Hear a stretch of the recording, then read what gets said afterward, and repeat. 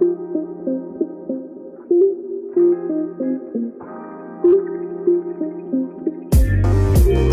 is up, and welcome to a special edition of the Bruin Bible. It is Rivalry Week here at the LA Football Network. The Bruin Bible, getting on our USC correspondent for the LA Football Network, Ahmad Akkaoui. Ahmad, what is going on, my guy? How's it going? Thank you so much for having me. This is super cool. Dude, we're stoked to have you. It is about as big as it gets.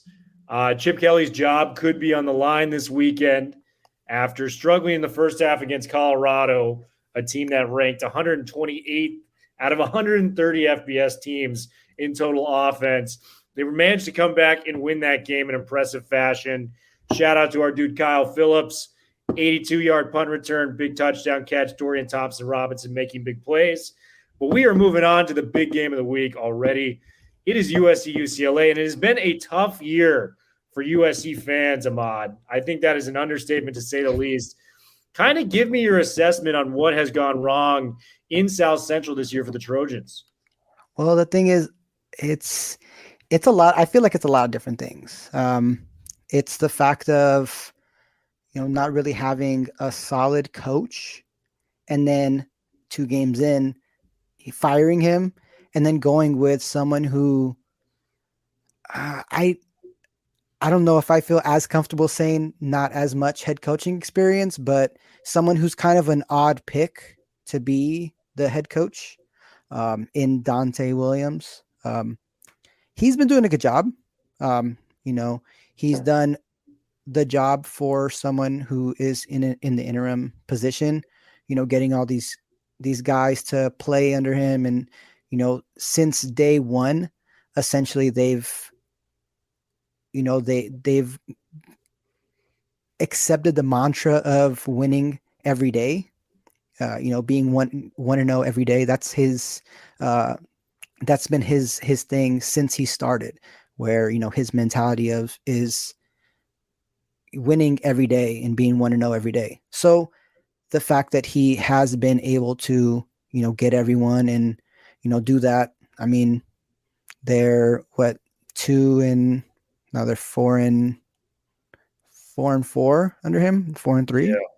So, I mean, they've been doing okay, but I think it's a lot of other things despite the coaching. I totally agree, man. It has kind of been a year from hell for USC. They kind of had the chance to pull the plug on Clay Helton, who I think a lot of USC fans felt was maybe not the guy they were looking for. And, USC, this is a UCLA-based podcast, but we know USC has those standards year in and year out where they want to be, the team has a player in the running for the Heisman. They want to be in competition for the national championship each and every year. Those Pete Carroll teams, the teams of the 70s, the 80s, players like those. And it just has not felt like USC for quite some time there. Clay Helton gets the axe. Dante Williams is the interim coach. Spoiler, we're going to get to some coaching potential hires later in the podcast, my guy Ahmad. But I want to talk to you about the quarterback battle that is brewing in USC. You have Kedon Slovis, who entered this year as the 2-year starter, who has struggled a little bit. He's got 11 touchdown passes, 8 interceptions on the year, over 2,000 yards through the air, and a 65% completion rate. But this true freshman has been getting a lot of buzz out there. Jackson Dart has stepped in and made some plays, most notably against Washington State when he came in for an injured Slovis, 6 touchdown passes, 3 picks. Give me your interpretation on the quarterback battle at USC, and who do you think is the best quarterback there? Well, coming in, Jackson Dart was that person, right? So looking at recruitment, coming into the year, Miller Moss was the local guy, out of Bishop Alamany. And, he was the one that everyone thought might be the backup to Kedon.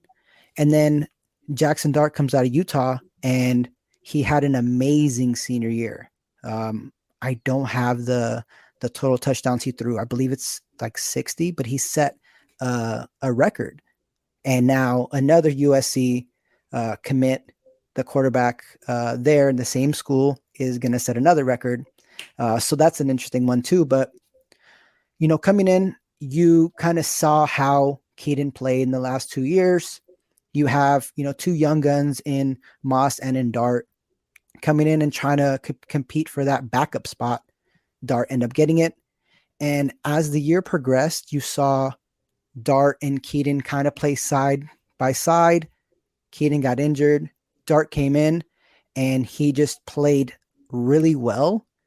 And I think the interim head coach said, you know what, we're gonna try what we can try. And even, against Arizona State, they played with two quarterbacks. And it was one of those things where they couldn't get the rhythm. And that's one thing that attributes to the loss. But I mean, as far as them, who's better, I have to go with Slovis because of the experience. But I think in the end, it might end up being Jackson Dart. Looking at it from the standpoint of this year, Jackson Dart is a mobile quarterback. He's able to make the throws, but he gets a little overwhelmed sometimes. Where Keaton also may not be able to make the throws and get overwhelmed, but he's able to read a defense, and there's an ability to audible. If he sees something in the defense where it is like double coverage or whatever else it is. So I think as far as the quarterback battle, Slovis is the better one, but Dart is starting against UCLA because Slovis is injured. What he has, it's kind of up in the air. That's one thing that USC has been, very, I guess, good at this year, is kind of hiding what's been going on. No one knew that Dart tore his meniscus until it was broken by an anonymous source that said, hey, he's having surgery on this in 2 days or whatever else it was. It wasn't until that story broke, it was not spoken about in that coaching staff to the media. So it's Jackson Dart has done really well, especially coming off of surgery and all that stuff. So we'll have to see as time progresses how well Dart does. But as of right now, the guy has to be Slovis. I love it. Dart has one of the coolest names just in general, Jackson Dart. It just screams quarterback from Central Casting. Did I get this right too? So he went from Utah. I know he picked up a late offer last year. The current quarterback of that Utah high school is coming to follow up Jackson Dart there as well. Yeah. Devin Brown, he's coming in this offseason. I mean, he's committed. He hasn't signed, but yeah, he's in line to join USC. So that quarterback battle might be even more interesting. Wow. Devin Brown crazy. Yeah. It is crazy to have a quarterback battle from, maybe some people in the same state, let alone the same high school. Mm-hmm. That is going to be a storyline for USC fans moving forward into the future. And I think you made some good points about Slovis. I mean, when he came on in 2019, he really shook up the Pac-12 and what he was able to do. Had some monster performances. Graham Harrell, the offensive coordinator there, him and, Keaton really bonded. And he eventually became the guy there in South Central. Has really kind of struggled this year. He showed a little bit of signs of struggling last year as well. But he's had back-to-back monster performances against UCLA. 2019, he had 5 touchdown passes. Last year, he had 5 touchdown passes. So he's gotten 10 touchdowns to 3 interceptions in his 2 starts against UCLA. Slovis was preferred to be the guy, but Jackson Dart will be getting the start. I've been in Fresno all week. I must have missed that tidbit, but that is huge for the game. The true freshman Jackson Dart can make a start and maybe change the legacy of USC, UCLA. Carson Palmer came on late like that in the early 2000s. Matt Leinart came on late like that, for USC. So maybe Dart, maybe this is his time. Another guy I want to talk to you about, Ahmad, is Drake London. He will be missed as well, unfortunately. But boy, that guy, and we were having this conversation right before we started. To me, Drake London was on a fast track to maybe have the best individual season and maybe the best overall prospect of the recent string of USC wide receivers that have been talented enough to be a high selections. We're talking about the Robert Woods. We're talking about the Nelson Aguilars. And we're talking about Marquise Lee, who we believe before maybe Drake London had the greatest SC single season as a wide receiver. Do you think Drake London is the best prospect among those guys, or where do you believe he ranks among those 4 wide receivers, given what we have seen from him before he got injured this year? Well, I mean, like we talked about before, I feel like it's kind of hard because, you know, looking at it, we don't know how his senior year would have, or his junior year would have went, his last year at USC would have went if he didn't get injured. I mean, he surpassed 1,000 receiving yards in 8 games, right? And there's, you know, many more. He's pretty much in the running for the trophy. Yeah. You know, so he's that person that's up there. He has to be a finalist, injured or not. It has to be that. Whether he wins it or not, it's dependent on if they want to take into account the games he played versus the games he didn't. That's kind of a debate within the selection committee. But I mean, there's a reason why USC currently ranks number 1 in the Pac-12 in passing yards with 304.7, because majority of those passes were going to number 17. You know, to Drake London was that person that, you know, in trouble when they need it, he can make that catch. And I was at that game. I had my binoculars in the press box, and he went down in the press box. Like, the atmosphere just changed, because you can already tell that it was going to be something serious. He got carted off, and then he came back. Leg was wrapped. You knew it was serious. And ever since then, I mean, the season has been pretty dull. I would say, I think that's the best word to say. There's been a lot of ups and downs. You know, they won one, they lost one, they win one, they lost one.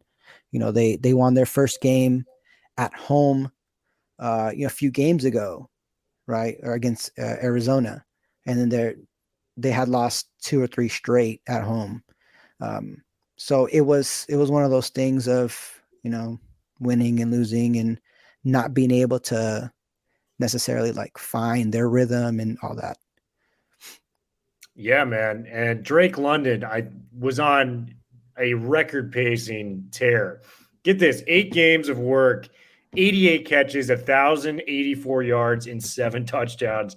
This man was averaging 11 catches a game. That is absurd to the highest extent. And I just want to compare it to some of the previous, you know, wide receivers at USC. We've got Marquise Lee's stats. This might be the most impressive.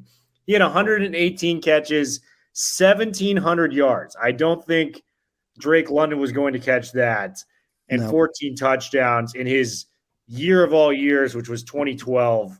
He was outstanding, to say the least. Let's go to Robert Woods, man. Robert Woods, his big year was 2011. So he had 111 catches, close to 1,300 yards receiving, 15 touchdowns. That was big. I think London would have surpassed that this year had he been healthy. He'd already clipped 1,000 yards in 8 games. Was going to clip, you know, probably 115, 120 catches. Would he have gotten to the 15 touchdown catches? I don't know, but he would have probably had more catches and yards than our guy, Robert Woods. Bobby Trees, as he's referred to in the LA area. I hope he gets a speedy recovery. He's such a talented wideout. And then the last receiver is Nelson Aguilar, who came out a little later than these guys. And his biggest season was 2014, 104 catches, 1,300 yards, 12 touchdowns. Drake London would have surpassed that too. So I think the only year that would have surpassed Drake London's current year had he stayed healthy would have been maybe one of the greatest college football receiving years of all time, at least top 10, the Marquise Lee, 1,700 yards in 13 games. I mean, that is something special right there from our guy Marquise Lee. I want to do an ad read real quick before we get in to some UCLA players as well as USC players to talk about. We're going to go with MyBookie. From all the biggest games to the smallest events, make every bet worth your while with MyBookie. Start by doubling your first deposit instantly with MyBookie's first deposit bonus. Double your money before you even place a bet, and all you have to do is sign up and deposit using my exclusive promo offer, LAFB at MyBookie. There are tons of great games and prop bets to take advantage of this week, but let me point you in the right direction for your first wager.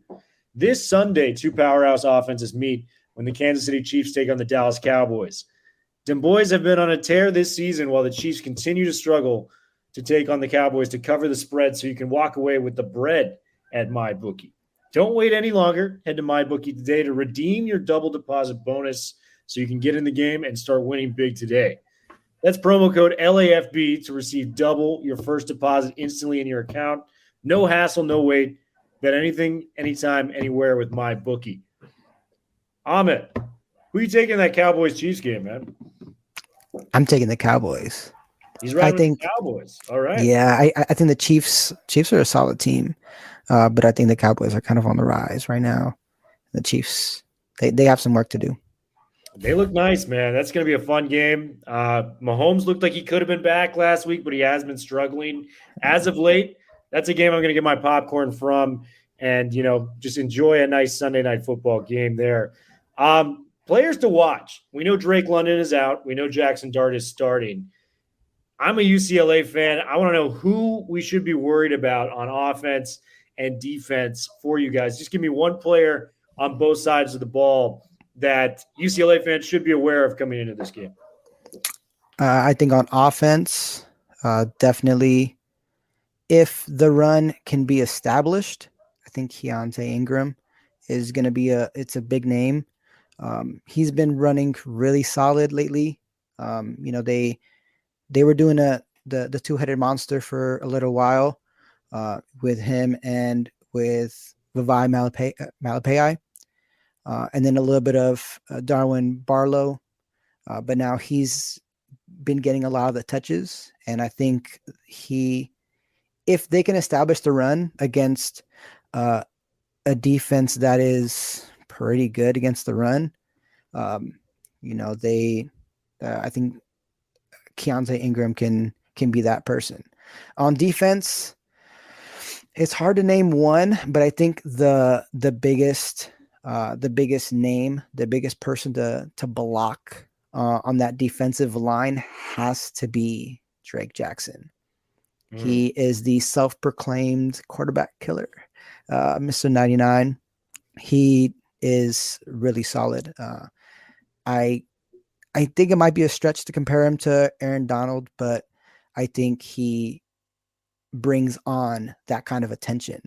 But when you bring on that attention, you have someone like Tuli Pelotu who can come in down the middle.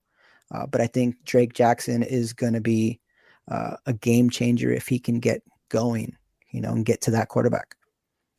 I love it, man. Keontae Ingram has been a guy that I think a lot of people have, targeted. Transfer from Texas, great tailback, averaging 5.9 yards a carry coming into this game, 5 touchdowns on the ground. He's got a chance to eclipse over 1,000 yards with a big game here. He's got 815 yards on the ground this season. Should be a good guy. And Drake Jackson, I mean, we knew about this guy coming into this year. The guy had 7.5 sacks coming into this year. He's gotten 5 on the year alone in 9 games. This guy's a stud. He can play. And I think UCLA has got to watch out where Jackson is lining up near the line of scrimmage at all times there. I'm going to give you guys a couple guys to watch out for. And I think you guys know a little bit about Dulcich. Anyone who listens to this podcast knows we are huge Greg Dulcich fans, the tight end for UCLA. He had a monster game against USC last year. 10 catches, 167 yards, and a touchdown. But that's not the guy I'm going to be saying it this week. It's going to be Kyle Phillips, the guy who has led the team in catches the last 2 years, has really come into his own this year, and has proven that he may have a chance to play at the next level when all is said and done after this year. He has had 2 career games against USC. 2019, 12 grabs, 123 yards as a sophomore playing that game. Really balled out against a talented USC team. And then last year, a little less flashy, but 8 catches, 63 yards, did his part, and unfortunately came down to the defense blowing it for UCLA late. Kyle Phillips is my guy. You got to watch out for. I think he is a stud. And then our secondary is so bad, Ahmed. It is terrible. We're ranking like 122nd out of 130 teams in terms of pass defense. But the one guy back there that I really want to target, Quentin Lake, when he's healthy, he makes big plays. If you go back and watch that LSU film, he's batting passes. He's making big plays. Even last year, he had a highlight reel interception against Keaton Slovis that really gave UCLA some momentum there in the first half.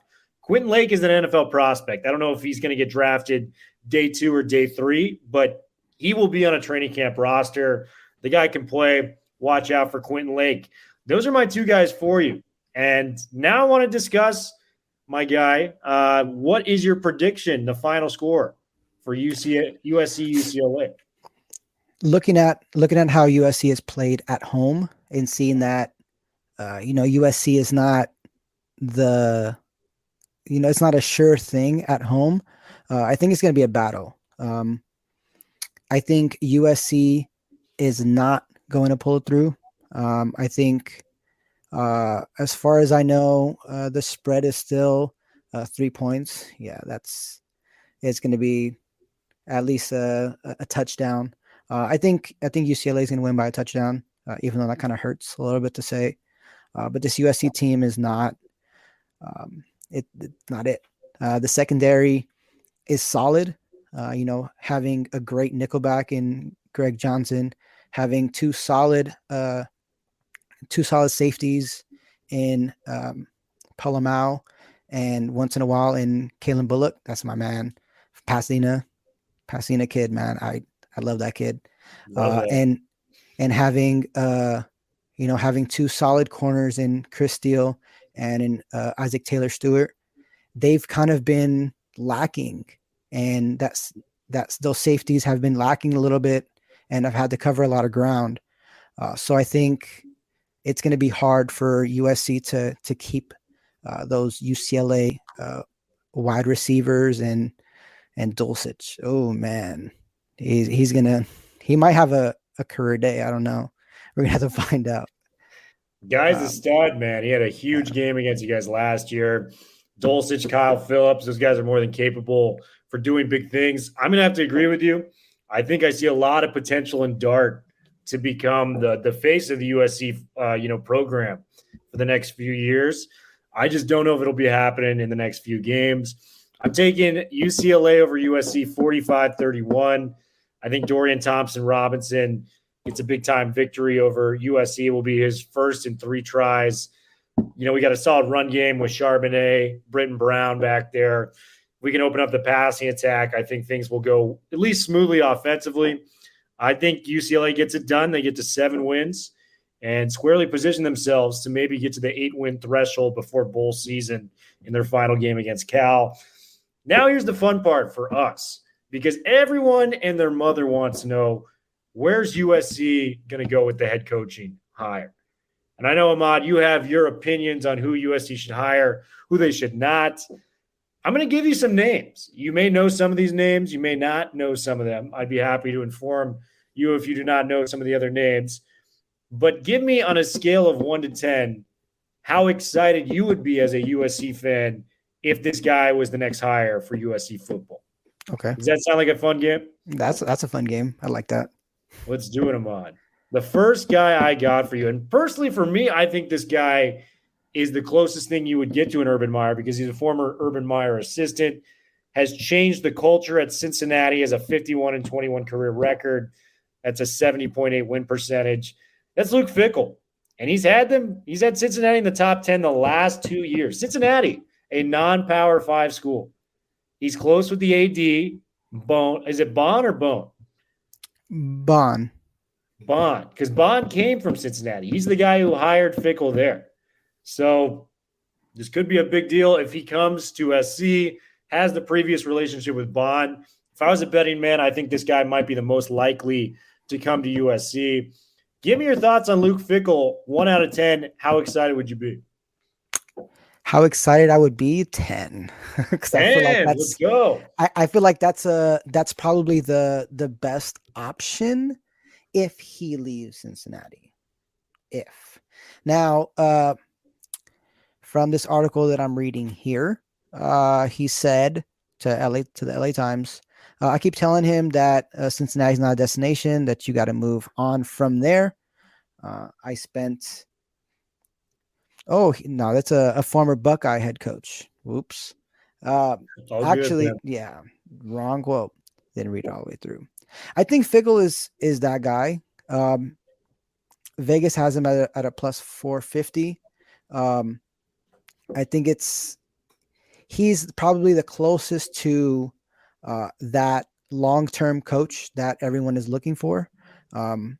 I see a lot of talk about having the next Pete Carroll or bringing back the Pete Carroll days and things like that. And that's really hard because Pete Carroll was someone who changed the culture for the better.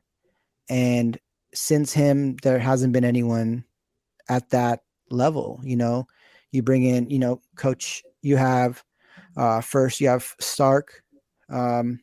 He was decent. And then you have, Coach O. And then you brought in it's Lane Kiffin. Sarkisian, Lane Kiffin. I forgot the name. All good. And, it's those are three coaches. I mean, Coach O is solid, but he just didn't work at USC. And then you have Clay Helton, who did what he could. But I think Luke Fickell can be that person if he's willing to leave Cincinnati. Now that's a program that he might not want to leave, and that's where the questions lie. I agree. I think he would be a home run for you guys if you can get him. He's proven if you can build a football program at Cincinnati, you can do the same with the resources that USC has and the history and the program that is there. The next guy I got for you, James Franklin, Penn State. This guy is rumored to have some sort of interest and connection to the open USC job. Whether he'd want to leave Penn State or not is a big question. But boy, if you can get your hands on James Franklin, I think this guy is also a culture changer. 66-32. And when you're looking at the worst, teams in the Power Five, it's oftentimes Vanderbilt is there.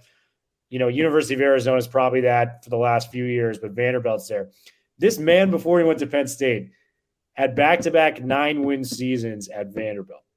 Just think about how crazy that is. Vanderbilt is one of the worst Division I football teams in the SEC. They have to play top-notch competition. That is highly, highly impressive. If you can get that guy to come to SC, that could arguably be a better hire than Fickell, and I am incredibly high on Fickell. Give me your thoughts on Mr. James Franklin potentially coming to USC. Personally, I think he is the ideal candidate. There you go. But Penn State is it's very, very hard to leave Penn State. Now, I think Fickell can leave Cincinnati, though I don't think he will. I don't see James Franklin leaving Penn State because that's a football school. And he has the best opportunity there. He makes good money. He has an amazing record. He has good recruitment. I feel uncomfortable talking about him because it's a pipe dream, in my opinion. Hey man, you never know. I know you mentioned Penn State as a football school, but I could argue USC has just as good, if not better, football history there. You know what I mean? Yeah. And I think USC, you get LA back on the map. I mean, it's the central of the West Coast. You can do some big, big things at SC. Franklin, okay, huge. 1 out of 10. You got to give me the how excited would you be if Franklin came? Would it be like an 11? If I have Fickell at a 10, then Franklin has to be a 20. I love it. And now I'm going beyond the parameters that we set for this game. So it's kind of unfair, but yeah, that is the ideal candidate in my opinion. All right. Well, I got a couple other ones for you, and you can rank these from how interested you are to how least interested you are. the names that have come up consistently, and some of these are long shots, some of these are just interesting guys to throw into the mix. You've got Dan Mullen, who it sounds like Florida's going to move on from him. He has done, solid job at Florida before this year, really rebuilt that Mississippi State team, had them competing at a high level in the SEC, which is very tough traditionally for Mississippi State. Dan Mullen's one of the names. Dave Aranda, who was the former LSU defensive coordinator, started out 2-6 at Baylor, replacing Matt Rule, and now he's off to an 8-1 start with Baylor this year. Very intriguing name there. And then the other three. This is where it gets interesting. My dream hire, I'm a UCLA fan. I shouldn't even be giving you guys these thoughts. Deion Sanders to USC. And I know it sounds crazy, but if you got coordinators to match it up, he would never lose a recruiting battle. You bring prime time into your living room. What player would not want to play for prime time? That is just my personal stance on it. Deion Sanders has got to be in there. Eric Bieniemy, he's an offensive coordinator for the Chiefs. He's kind of the guy who's gotten Mahomes to where he's at. Has LA ties from the area, so he could pitch to quarterbacks. I know what it takes to be great. I coach Mahomes. I'm from this area. Let's bring back LA. Might take an LA guy to bring back USC football. And then the last one I got for you, the long shot. What about bringing Coach O back? National champion, just got fired from LSU, but he had success here, and he was a part of the Carroll staff. If you want to get a guy that's like Pete Carroll, what better than having a guy that was from that coaching tree? So give me who you'd be most interested out of those names that I just listed. I think the most interesting would be bringing back Coach O. I think that's a big name, and what he brings to the table, whether it be, coaching and recruiting, and he's able to, bring in other talents and coordinators and whatnot to be able to have success with the team that we have, as well as bringing in new talent in the 2022 recruiting class. Now, some of them are kind of dwindling away, so it kind of depends who's going to come in. But I think that's probably the best option as of the available people. Aranda is an interesting name that I saw a lot, as well as Bieniemy. I don't think that Bieniemy is going to be leaving KC. I feel like he's good in Kansas City. So I think, Coach O might be it. Baylor's a decent school, so maybe Aranda stays there. He's building that program up. So I think that's kind of an iffy one. But what about Deion? What do you think about Deion? Okay, so Deion Sanders is the guy, right? He is a solid football figure. And we all know that, he is a personality. And I have seen that name get thrown around. But I don't feel like he would be the ideal candidate for the USC job.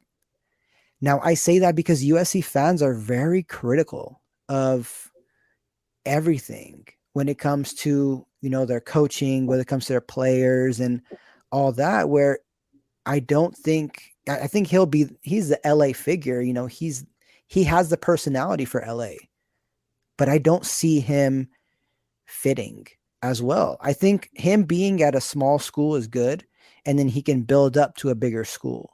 But I don't think that jump would work, in my opinion. All right, man. I love it. So Coach O would be your favorite out of that. Yeah, so just so I'm getting it, James Franklin, Luke Fickell, Coach O, that's your top three. Yeah, I think so. But I think Coach O, since the other two are under contract, it's kind of a pipe dream in itself. I don't know what else, what other names are going around. Personally, as soon as Clay Helton got fired, I thought about Chris Peterson. Now that's a long shot in itself because he's an analyst now. He's on TV and he's away from coaching, but he knows Pac-12 football. He knows USC. So I think that's also kind of a name. I mean, if we're going in whatever direction, why not? But Why not I Chris think that's, Peterson, man? yeah. I like it. Ahmad, thank you so much for coming on. I had an awesome time. Bruin Bible, we're out. Go Bruin.